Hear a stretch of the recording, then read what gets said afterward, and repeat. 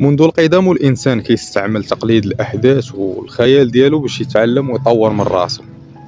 بحال الدراري الصغار مثلا فاش كيلعبوا دور العروسه والعريس ولا كيتقمصوا شخصيه بوليسي كيجري على شفار. هاد اللعب اللي كيجيهم طبيعيا بلا ما يحسوا بتا حاجه ماشي غير مجرد لعب ديال الصغر وصافي، ولكن هو واحد الوسيله اللي كيحاولوا يفهموا بها العالم اللي داير بهم واكتشفوا بها الادوار اللي كيلعبوها الناس. من هذا السلوك البسيط تولدت واحد الفكره اللي سموها تقنيه التمثيل. هذه التقنيه بانت في المجال ديال التمثيل النيس، ولكن اليوم اصبحت واحده من الادوات الفعاله في التطوير الذاتي وفي العلاج النفسي وحتى في التربيه والتدريب المهني. التقنيه كتعتمد على واحد المبدا اللي بسيط، كتحط راسك انت في شي موقف حقيقي ولكن في بيئه اللي تكون امنه، وكتجرب كيفاش غتتعامل انت مع هذا الموقف. الهدف من هذا الشيء هو تفهم راسك مزيان وتتعلم كيفاش تتفاعل مع الاخرين، وفي نفس الوقت كتطور المهارات ديالك بلا خوف من الفشل او من الاحكام القاسيه ديال المجتمع. تخيل انك في واحد الوضعيه مهنيه وخاصك تعرف كيفاش تواجه واحد الكليان اللي طالع ليه الدم، ولا خاصك تعرف كيفاش تقدم الفكره ديالك قدام واحد المجموعه ديال الناس. عوض ما تعيش هذا الضغط مباشره في الحياه الواقعيه،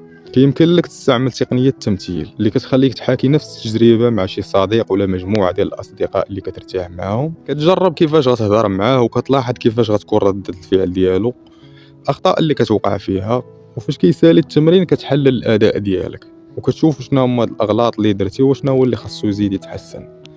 الطريقه تقدر تبان لك حامضه، ولكن راه هي اللي كانوا كيستعملوها نجوم هوليوود في البدايات ديالهم باش يكتشفوا نقاط القوه ونقاط الضعف ديالهم، وكيوليو واعين بطريقه التعبير على المشاعر ديالهم، وكيعرفوا حتى الحواجز اللي كتخليهم متردين ولا خايفين. التمثيل كاين في خوفك من المجهول وكيزيدك ثقه في راسك، حيت فاش كتمثل مواقف صعيبه وكتعلم كيفاش تتعامل معها كتولي اكثر استعداد تواجهها في الواقع بلا توتر.